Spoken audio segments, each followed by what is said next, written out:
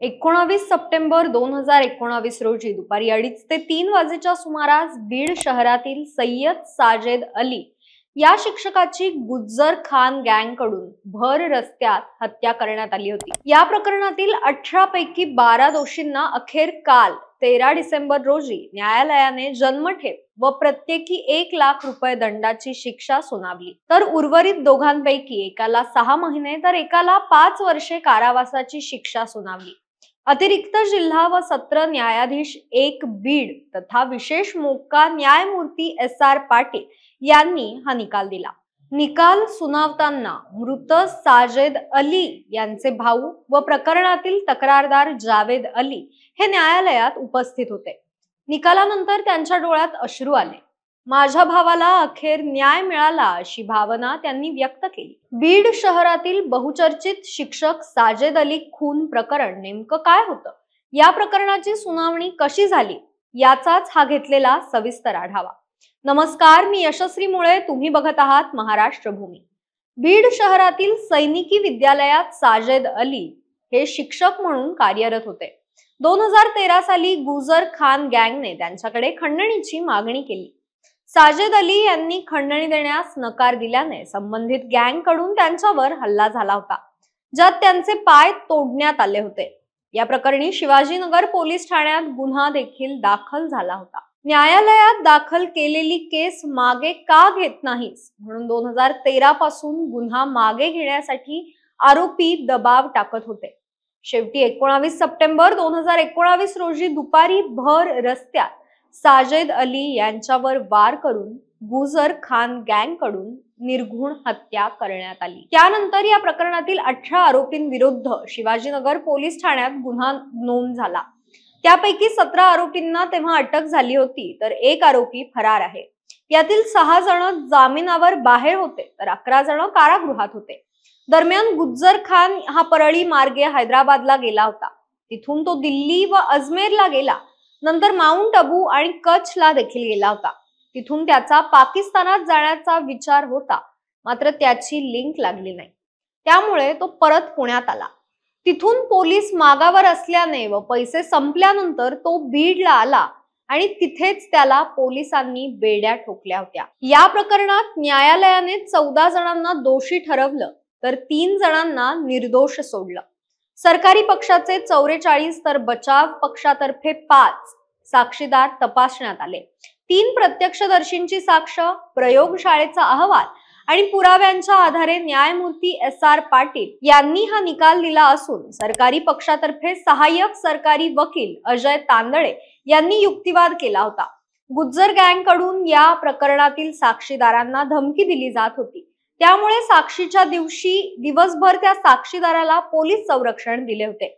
या प्रकरणातील सरकारी वकील यांना देखील 1 वर्षांपासून पोलीस संरक्षण आहे। न्यायाधीशांनाही संरक्षण होते। घटनेनंतर काही दिवस शिक्षकाच्या कुटुंबालाही संरक्षण देण्यात आलं होतं।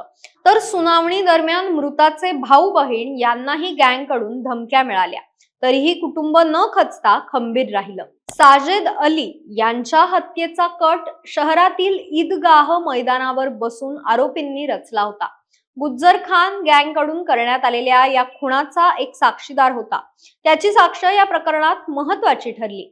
तर हत्येनंतर पळून जाताना काही जण जिल्हा अधिकारी कार्यालयाच्या CCTV मध्ये दिसले होते।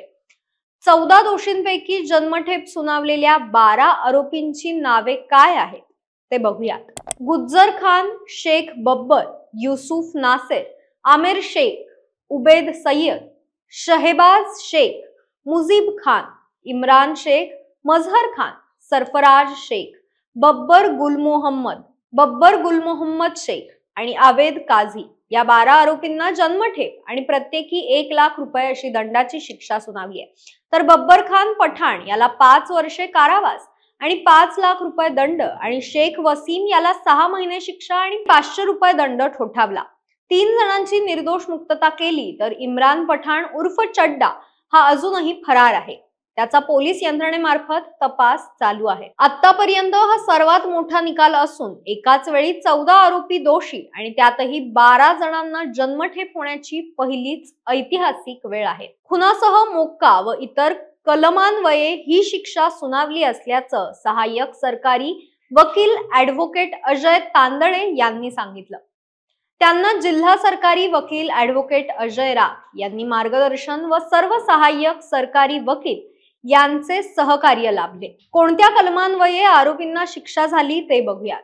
यामध्ये कलम 302, 120 ब, 143, 147, 149, 195 अ, 201, 212, 385 भारतीय दंडविधान कलम 3 अंतर्गत उपकलम 1, 2, 4, 5 महाराष्ट्र संघटित गुन्हेगारी नियंत्रण अधिनियम 1999 कलम 3 अंतर्गत उपकलम 25 तर कलम 4 अंतर्गत उपकलम 27 शस्त्र अधिनियम सहकलम 135 महाराष्ट्र पोलीस अधिनियम सहकलम 7 क्रिमिनल लॉ अमेंडमेंट ऍक्ट प्रमाणे 14 जणांना दोषी ठरवण्यात आले होते।